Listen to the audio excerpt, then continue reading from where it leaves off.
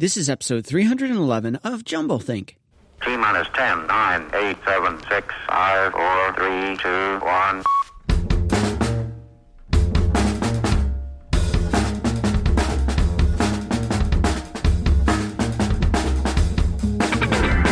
Welcome to Jumblethink, where we interview dreamers, makers, innovators, and influencers all about their journey of turning dreams and ideas into reality. Along the way, we're going to share some tips on how you can turn your own dreams and ideas into reality too.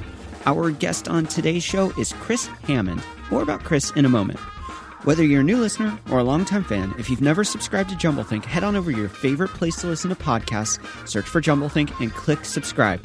To make it even easier, if you head on over to jumblethink.com, you can find links to Apple Podcasts, Stitcher, Spotify, iHeartRadio, and more. Now let's jump into today's conversation.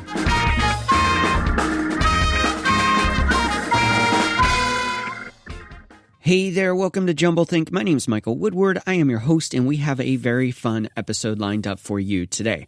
Before we dive into that, we want to thank our friends over at Floxy for sponsoring today's show. Floxy is your source for a monthly subscription to top-notch design, web development, video editing, and more. As a listener of Jumblethink, they're going to give you 10% off your first month. All you have to do is head on over to Floxy, FLOCKSY.com/Jumblethink. That's Floxy.com/Jumblethink to learn more. I am super excited about today's conversation. Our guest is Chris Hammond. He is a talent buyer for AEG Presents Las Vegas and is primarily responsible for booking Encore Theater at Wynn Resorts as well as other venues in Las Vegas. A native to Lexington, Kentucky, he graduated from Duke University in 1995 and embarked on a career in baseball before transitioning to the software business, a move which brought him to Las Vegas in 2000. In 2003, he founded Rock and Roll Wine, a wine event and marketing company primarily focused on promoting wine tastings combined with live concerts. A pioneer in demystification of wine, Hammond also produces his own line of wines out of Sonoma, California under the Amplified Wines label. In 2009, he was a recipient of Las Vegas Inc.'s 40 Under 40 award for his entrepreneurial accomplishments. Now, I'm super excited about this conversation because I love venues, concert venues, comedy clubs, jazz clubs. I love smaller venues. I love big festivals. I love the technical aspects of it. I love just the enjoyment of the art that you're seeing, whether it's music, comedy, whether it's seeing a live podcast or listening to jazz music. I love it all.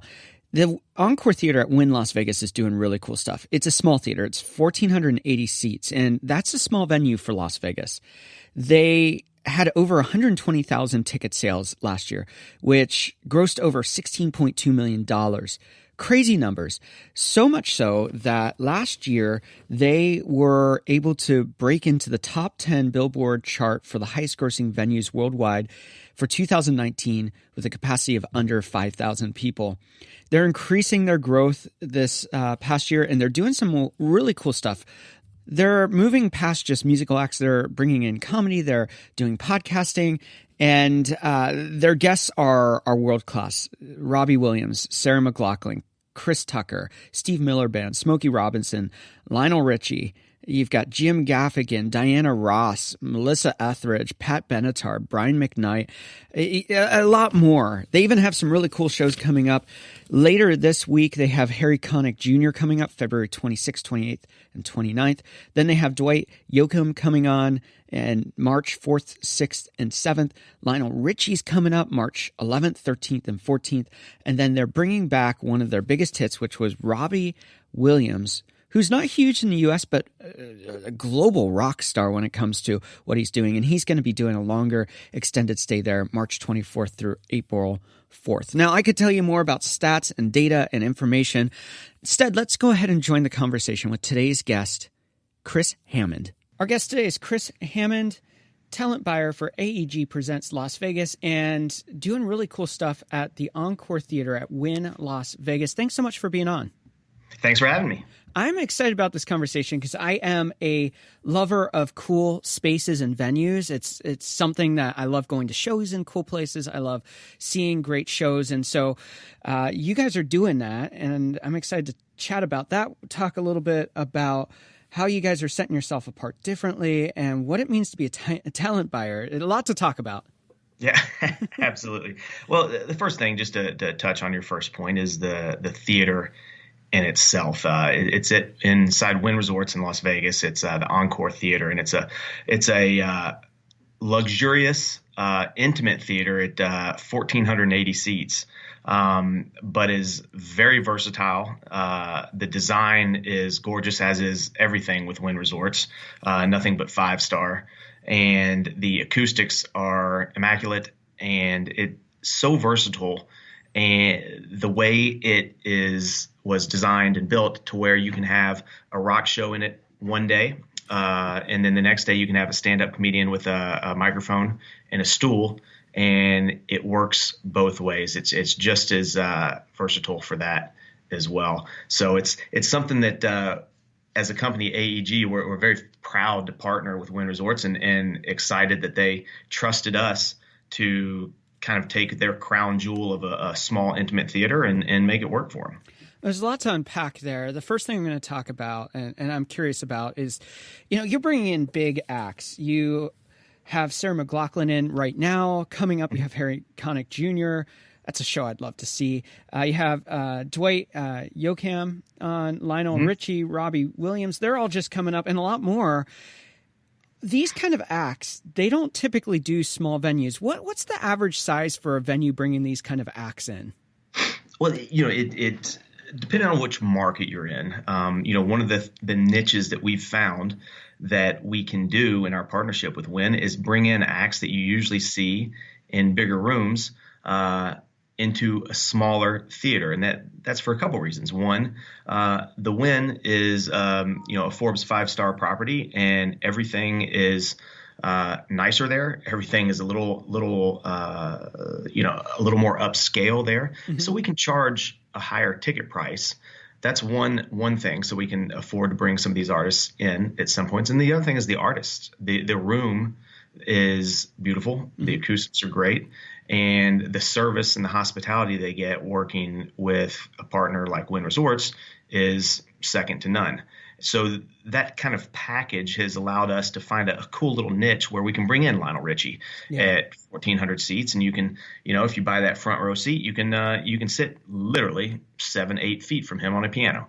We can bring in Robbie Williams, which in the United States is not one of the biggest acts. However, if you go to probably any other country in the world, but specifically UK, South America, Australia, he is not only an arena act, but a stadium act. Yeah. So, the guy sells 60,000 tickets a show, but you can see him at 1,400 seats here in the theater. And the cool thing about this theater is he's got a very highly produced, immaculate show. It's beautiful. It's got 8 dancers. It's got, I think, 8 musicians with horns. It's full on, in your face, pyro rock show, and it works in that small theater. And then we have somebody like Sarah McLachlan that's coming in, that was in last night, and she's playing Friday and Saturday. She is just her and a grand piano and a cellist. Wow.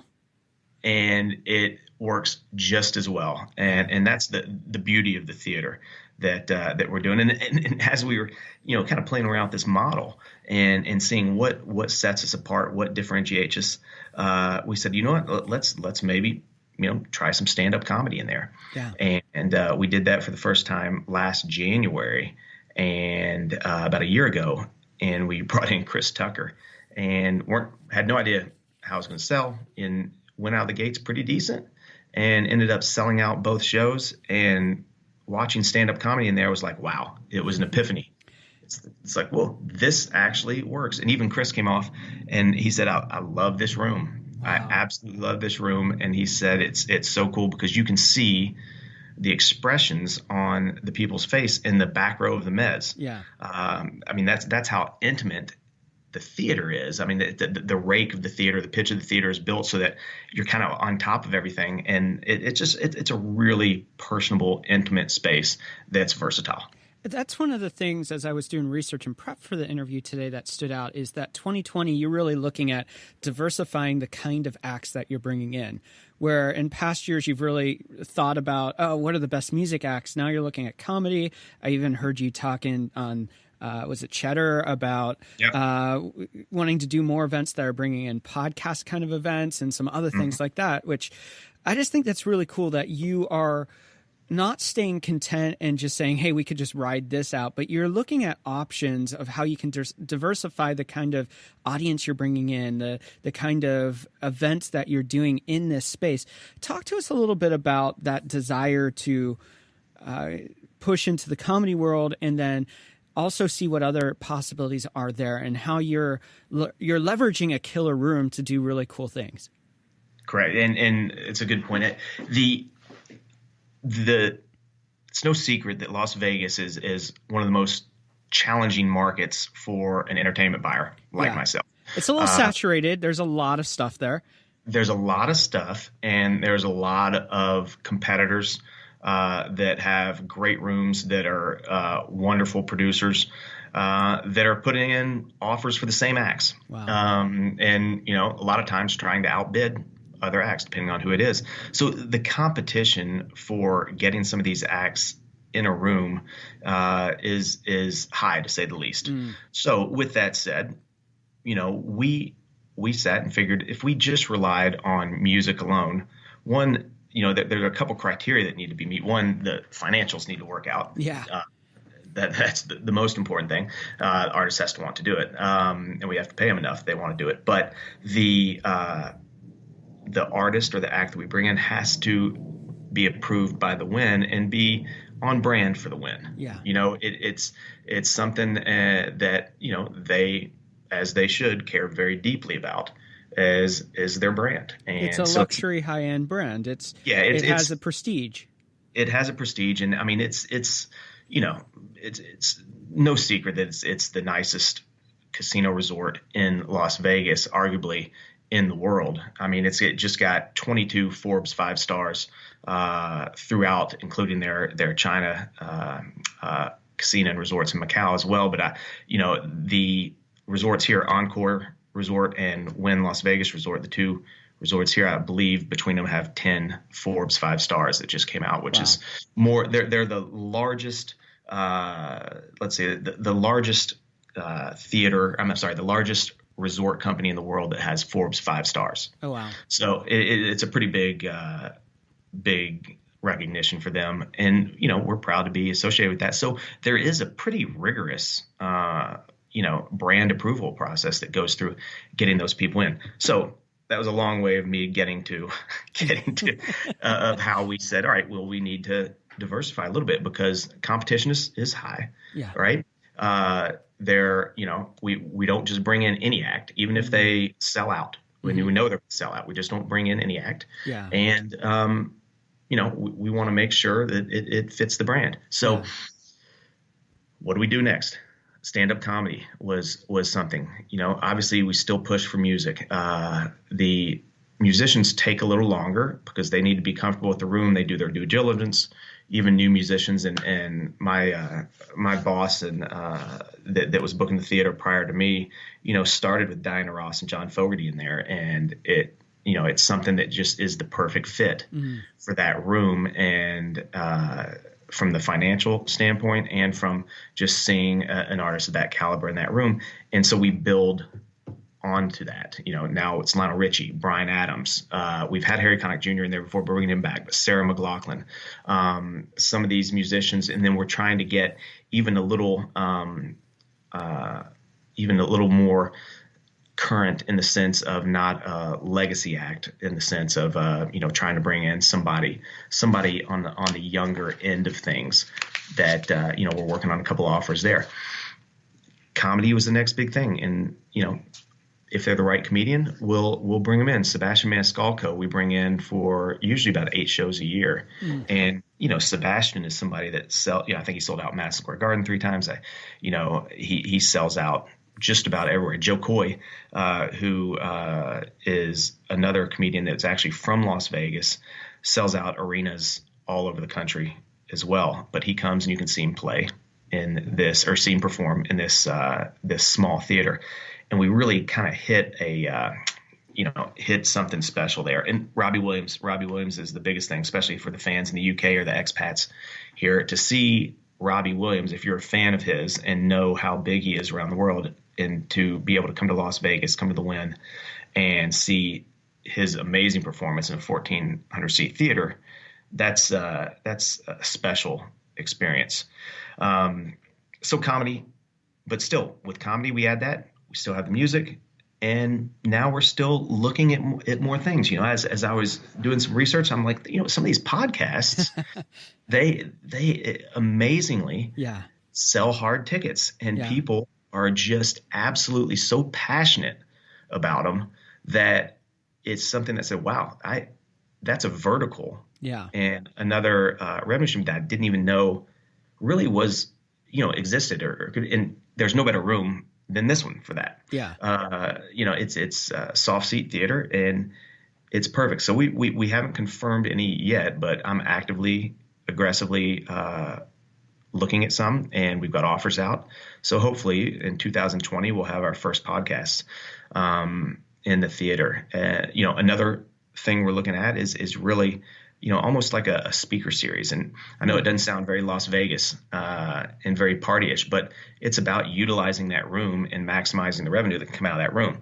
Well, Wynn is an elegant, upscale, highbrow, for lack of a better word, resort. Yeah. So you can do a speaker series. Yeah. Could we do something that typically plays at a performing arts center, a PAC, a speaker series? Well, why don't we try that at the Wynn? It's 5-star luxury. A lot of smart people stay there. A lot of people like to educate themselves, stay there. I mean, there's nothing that could be more robust and educational and fun and entertaining as a speaker series. So that's something that kind of a little pet project of mine that's in its infancy right now, but trying to put it on the fast track to just continue to add more programming to that theater. I think we set this up by, we came out with, Billboard came out with their rankings of the top 10 grossing theaters in the world last year, under 5,000 capacity, and we were number 10. Yeah. And we're only at 1,480 seats. That's something, Billboard doesn't publish this list, but all you got to do is look at the data. I mean, we're the highest grossing in the world under 2,000 seats. Yeah. Which is pretty impressive, because it seems like the bigger stars are wanting to always be in arenas and do stadium tours. And yet there is this space where it completely can work. And I love that you guys are getting the due that you deserve for putting in the work, creating great shows in a killer room. There are some people that are going to look at the ticket price and say $135 starting, and they're going to go, oh, that seems high. I think it's a fair price for a show that you want to see. Of course, that's going to be in the eye of the beholder. But what you bring to the table, you can't get in an arena. You can't get in a stadium. It's an intimacy, a closeness, a proximity.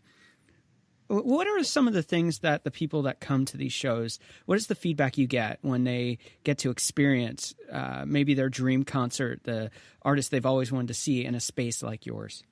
I think you hit it on the head. It's the fact that they're up close and intimate. It's almost like they're, the feedback I'm getting is that they're addressing them, they're singing to them, they're talking to them. It's something that you truly have to experience in that theater. I mean, when we had Lionel Richie in there last year for the first time, it's just amazing. I'm like, wow, this is pretty amazing, because I've seen Lionel several times and it wasn't like this.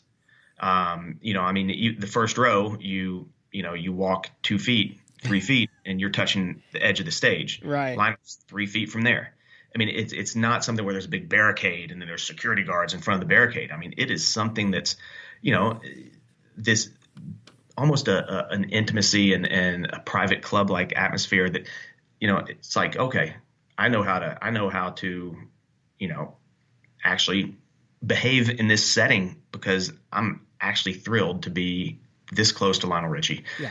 Same goes for Robbie Williams. Man, I've seen some rabid fans. They love Robbie Williams. Yes. And it's funny. I obviously I know about him being in the business, but I'd never seen him live. Yeah. And talk about a true entertainer. Yeah. I just, they always say the it factor, or I mean, this guy is unbelievable. He steps on that stage and you just can't take your eyes off of him. He has the electricity of like a Freddie Mercury or someone like that. The electricity, the banter and the wit, and granted, I like me some British humor, but just the interaction with the fans and the cheekiness, that self-deprecating, and then the seriousness, and not to mention the absolute raw talent. I mean, with the dancers, I mean, he's got 100%. I always tell people when 100% the cream of the crop. Like if you want A+, this is A+. Yeah. We've brought in some musicians in their crews before that, it's like, oh, this sound guy is this and this lighting guy, they screwed this up, or they didn't, hang this one right. And, that happens inevitably with some artists. But when we came in, when Robbie came in, when his crew, and he's coming in a couple weeks too, for his next run, it was like, these guys are professionals of professionals. I mean, they're dialed. Yeah, they're a different level. Yeah. There's no feedback, no sound, no sound. I mean, they are dialed in. Yeah. Yeah. I want to toss out a couple of things here. As I was doing research, 2018 to 2019, I think it was November of 18 through October of 19, 120,000 tickets sold. Yep. Over $16.2 million grossing, which is insane you think about small venues. And I've worked in the audio space for years, doing concerts, and those are big numbers for a space this size. Yeah, they are. And it's like I said before, it's a combination of a couple things. One, patting ourselves, AEG, on the back and bringing in musicians and comedy acts that can garner that ticket price is number one. And number two, on the flip side, you can garner that ticket price because the association with the luxury and the quality and the upscale sophistication of Wynn Resorts. Yeah. For better or for worse, you expect to pay more when you walk into Wynn. Right. Because everything's nicer. And you expect it to be nicer, and it is. Yeah. And you expect to pay more. So when you say you're going to go to a show at the Wynn and you're paying $135 on average for a ticket, well, all right, sounds about right. Sounds about right to me, because you're going to go for a nice meal that's second to none, and really, it's something that makes sense. And one of the other things that's interesting too, that a lot of times, my job a lot is a sales job, and I have to sell this, especially bringing a bigger artist into a smaller venue. Yeah. Because we're not going to pay them per show what they would make in an arena. Right. Just doesn't work out. So there's a sales job to this, and part of the sales job is one, you're going to, obviously give your fans something they haven't experienced before, but two, you're associating with the Wynn Resort and with the luxury and their 5-star, their 5-star rating and their reputation for being the most hospitable resort company in the world, and you're going to be taken care of. So they know they're going to be taken care of. They're going to be put in a nice suite. They're going to be treated great. They're going to eat at some of the finest restaurants, if they're foodies, and a lot of them are, believe it or not. Yeah. Finest restaurants in the world, and just really enjoy themselves more than they would at another place. Yeah. And that's part of my sales job to do that. And then on, for some of these stand-up comedians as well, I think starting to get people wanting to come into the room because they want to associate with the Wynn. Yeah. Because that elevates their brand as well. Where the Wynn is, making sure that it fits their brand. On the flip side, some musicians and comedians, want to come in because they want their brand to be associated with the Wynn. Absolutely. And it's a nice little relationship there that try to broker. Absolutely. I'm going to pivot here a little bit and ask a couple personal questions that aren't so much about the Wynn, but they tie back. First one being, for you, what's the dream guest that you want to book for one of your events? Dream act that I would love to, well, not necessarily the Wynn, or we're talking at the Wynn. Wherever you want. I'll leave it open to you. Well, unfortunately, Rush was always one of my ones where I always wanted to bring in and do a Rush show. My Bobby Reynolds, who runs our office here, certainly has done that. I have not, but a current one, I got to tell you, I'm a huge fan of Green Day. Yeah. Love Green Day. Yeah. And I think those guys are amazing. Just now realized that Billy Joe Armstrong is my age, which is kind of cool. And I'm thinking, when I was listening to them in college, he was my age. And, I really love their music. I like the creativity. I love the new stuff they're bringing out that's a little different. And I've been to a couple of their shows before, and it's just nothing but just high energy, punch you in your face fun. Yeah. Power pop fun. And I love it. Power pop punk fun. and I love it. Would they fit in the Wynn? Maybe not, but I tell you what, I would certainly go to bat if they want to do some stripped down, acoustic, something in there at the Wynn, because it would work. It would certainly work. Now, you've had an interesting career. You started working in the world of baseball, moved into software business. That led you to working at the Wynn.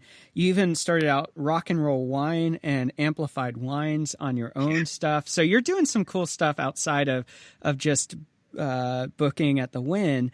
Talk to us a little bit about that evolution for yourself, finding the space where you just go, I love doing this, because you can tell that you love what you're doing. I do it. I love live music. I didn't know I did. I played baseball in college in North Carolina, and then after that, I worked in professional baseball for a few years for the Montreal Expos down in Florida when there was a Montreal Expos. I'm aging myself right now for sure.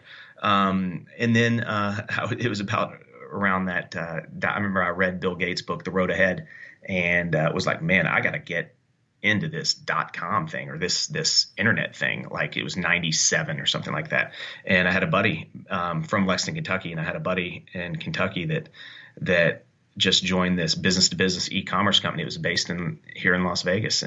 And so that was that's what got me. I left baseball. I started working out of Florida there, and then ended up coming out here to Las Vegas in 2000. Had to do a recruiting trip for my wife because she's like, we're not moving to Las Vegas. Absolutely not.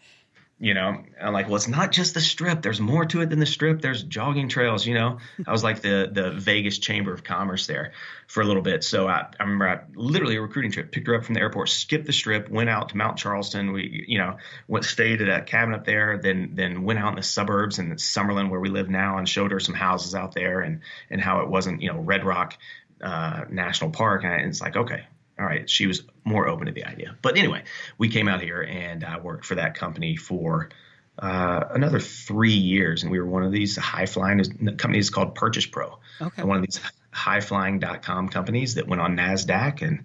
And we had our day, and then we shot up, and then, just as fast, shot way down. Yeah. And it was at that point where I think the company was being acquired by another company out of California. And I'm like, I'm not moving to California. I had always liked wine. My wife and I had always gone up to wine country. My father's a big wine aficionado. And I'd always liked wine. And I said, you know what? I'm going to open up a wine bar. When we go to Napa, nothing sounds better to me or more fun to me than sitting around and, sitting around drinking wine and having somebody that knows how to pour you wine, and that hospitality was second to that. I said, I'm going to create a wine bar that replicates that wine country tasting experience. And so a buddy of mine that worked with software with me, didn't know anything about wine, but he was starting to get into commercial real estate and looking for places. And eventually that led to this company called Rock and Roll Wine. So I started doing wine tastings around my dining room table. Wow. And I wanted to study, and I'm looking for a place for a wine bar. I want to get my sommelier certificate. So I want to study. And I said, all right, well, I'm just going to, invite some people. I'll study. I'll invite some people around the table. Every Tuesday, we'll tell them about the wines. It'll force me to study. We'll do New Zealand wines this week, French wines next week, blah, blah, blah.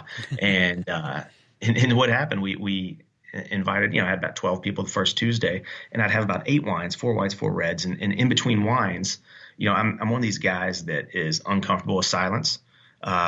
And so one of these in between wines, I would blare the music, and it wasn't jazz music. It wasn't, some sort of soft, easy listening music. It was Everclear. Yeah. And, one of my favorite bands at the time. And so, it created this huge energy and this really sense of lack of pretension that was usually associated with wine tastings. Yeah. And people just loved it, and they asked questions. I had stupid rules like no question's a dumb question, blah, blah, blah. Yeah. And that really evolved. The next week, there were 35 people that wanted to come to it. Wow. And so we did that, for 17 weeks. And all of a sudden I looked at my buddy and I'm like, hey, we may have something here as far as a business. And we're like, well, what is different? What do we like about it? And it was the music. Yeah. So we started the company called Rock and Roll Wine, which evolved into live music and wine tasting events, which evolved into the Wine Amplified Festival, which we did for 10 years. Wow. 10 years, and we brought in everybody from Blink-182. The first one was Everclear, and we were pitching the idea to Mandalay Bay to bring in Everclear. I said, we've talked about Everclear. I've always played Everclear. Why don't we just bring in Everclear? Yeah. And we used to bring in acoustic musicians that covered all these songs. Why are we bringing in acoustic people to cover the songs? Let's just bring the band in. Yeah. And so that's what we did. And we did this Wine Amplified Festival for 10 years. Unfortunately, the last year we did it, we had it with Blink-182, Violent Femmes, I think Panic at the Disco. It was a 2-day festival. It was at the lot that the Route 91 lot across from the Luxor and Mandalay Bay. And unfortunately, obviously, we all know the tragedy that occurred October 1 there. So, but it was through that, through those years booking those bands, I would reach out to the agents booking the bands for our wine tasting events. Yeah. And I would always call Bobby Reynolds, who here in Las Vegas runs our office. And I would just ask him about, hey, how much did you pay this band? Or what do you think this band's worth? Do you think this band will sell tickets? Blah, blah. And I'm always asking these questions. And then a couple of years ago, he said, hey, man, this is a random question, but would you ever be interested in coming on board and helping us book shows? Oh, fine. I'm like, oh, man, are you kidding me? Yeah. That would be the best. And so that's the evolution of how I started here. I know it's a little long-winded on the wine part, but hope you bared with me. Loved it. We're going to take a break right here. When we come back, we're going to wrap up with Chris Hammond.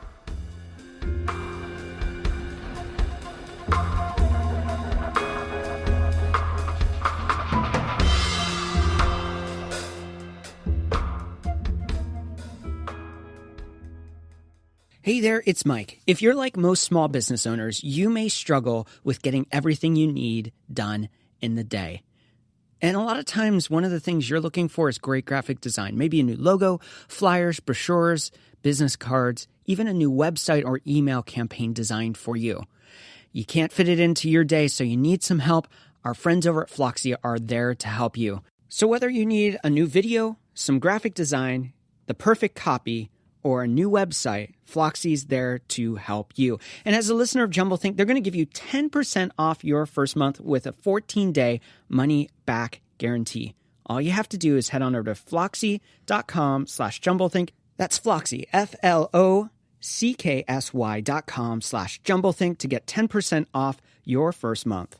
So head on over and get your perfect project completed for you. Now let's rejoin our conversation with today's guest, Chris Hammond. Seulement le bras pour mettre l'aiguille sur le disque. Mettez le contact, reposez votre bras. We are back with Chris Hammond. All right, before we get going, this will all be in the episode notes, but what's the best way to find out the shows that are coming up at Encore Theater at Wynn Las Vegas? Yeah, it's the Wynn Las Vegas website, and I believe it's wynnresorts.com. But all the current shows will be up there at Wynn. You can also go to Ticketmaster and type in Encore Theater, and it'll show all the shows being listed and on sale at Encore Theater. But the best way is go to the Wynn website. Nice. And we'll have all that the links in the episode notes, so it's real easy to find. All right, rapid fire questions. Are you ready? I'm ready. As a child, what did you want to be when you grew up? Baseball player, professional baseball player. What is one tip you give someone with a big idea and dream and they don't know where to start? Patience. That's and good. patience. Yeah, patience. What is one change you'd like to see in the world? Let's see. Well, I mean, I think it's. I don't mean to sound too, so current, but people more appreciative and understanding of others' opinions. Yeah. What do you want your legacy to be? Good father.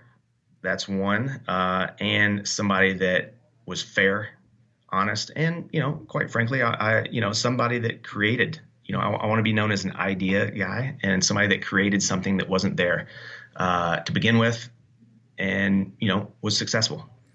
Where do you find inspiration?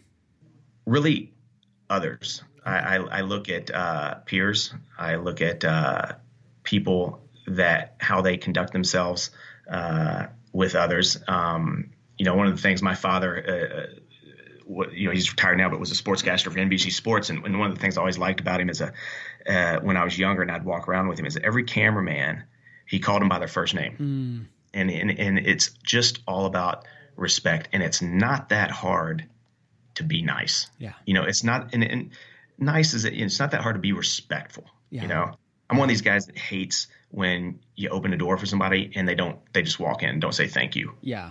To me that I just can't understand it. And it's not that hard. But one of the things that, like I said, is I look up to my dad because I feel like he was a sportscaster and they were the cameraman. He could have just walked by them and with some aloof, but he greeted them, looked them in the eye by their name. One of the things I try to do that I'm not so good at sometimes.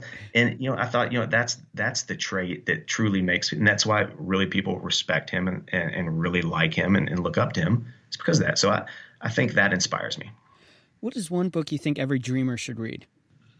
I know it's dated, but I mean, the one that got me going and motivated was The Road Ahead by Bill Gates. I mean, that was something that was so profound in my time.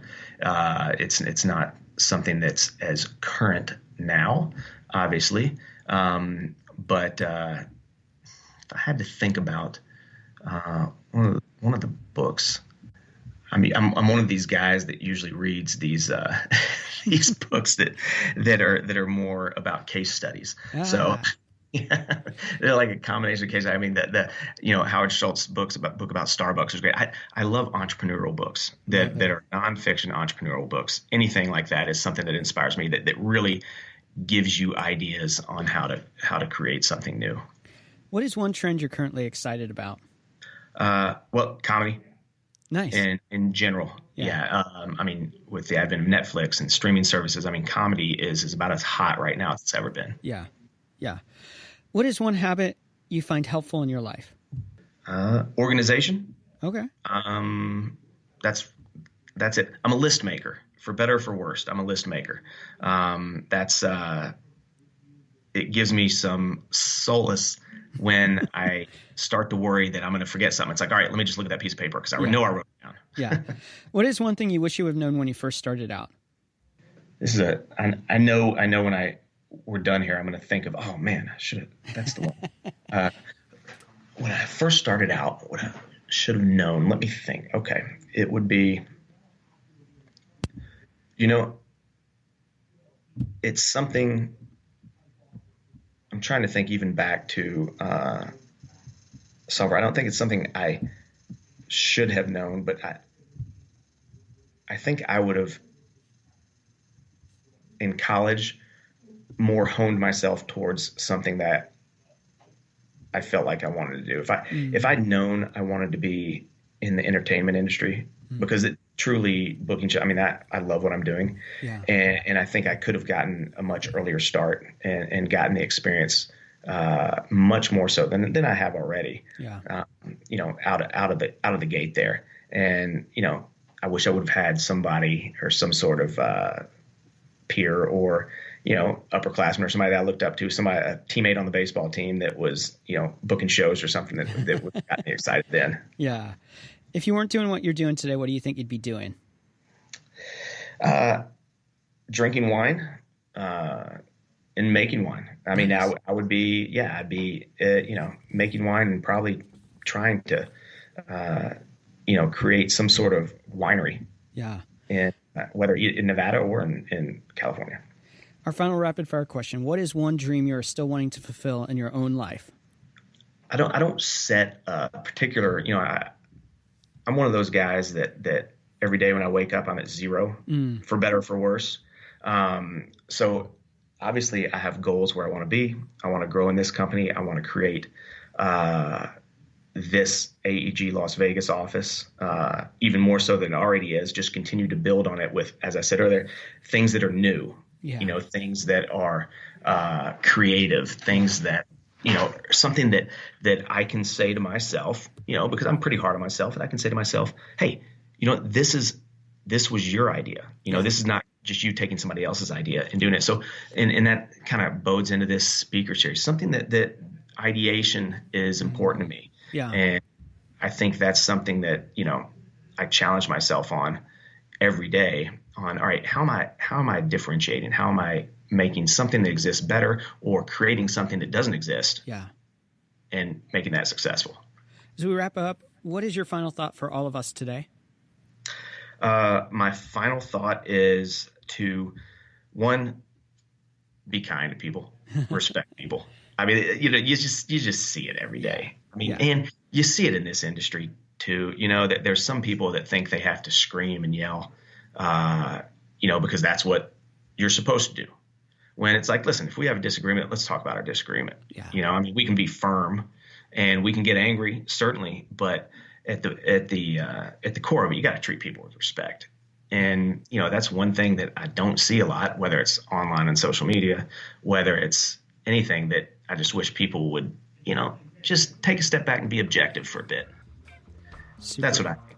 Super cool. Chris, thanks so much for taking time out, giving us some insights on what's going on in your world. And we wish you the best in everything that you're doing. Yeah, well, I appreciate you having me, Michael. It's the first time I've ever had rapid fire questions. So I hope I did okay. You did great. Thanks again. All right. Thanks, Michael. Once again, we want to thank Chris Hammond for being on the show. They're doing really cool stuff at the Encore Theater at Wynn Las Vegas. If you are headed to Vegas, or if you're looking for a really cool getaway, maybe for a weekend, and you want to catch a cool show, this is the venue to check out. You can find links to what they're doing at the Encore Theater at the Wynn Las Vegas by heading on over to jumblethink.com or checking out the episode notes wherever you are listening. We also want to thank our friends over at Floxy for sponsoring today's show. Floxy is your monthly subscription to incredible graphic design, amazing website development, and powerful video editing for your business or personal needs. You can check them out by heading on over to Floxy, FLOCKSY.com/Jumblethink. And as a listener of Jumblethink, they're going to give you 10% off your first month. So head on over, Floxy.com/Jumblethink to learn more. Now, here's my takeaway for you today. You could look at the Wynn Las Vegas Encore Theater and say they don't have the scale, the size of some of the other venues or arenas across the country. And you could say, how could they ever succeed? How could they ever create a successful model? Instead of looking at others and saying, well, we've got to play the game of the big boys, they said, let's create a new model. Let's create a new method to doing this. And in doing that, they became a major player in a market that didn't see them coming. You may have dreams and ideas and look at other people and say, well, how could I ever compete with them? They're too big. They are too established. They are too successful for me to take them on. If you take the lesson from the Encore Theater, it's a simple lesson. Play your game. Play the way that works for you and create the success that you can. So it's your turn to get out there, to dream big, and to change the world around you.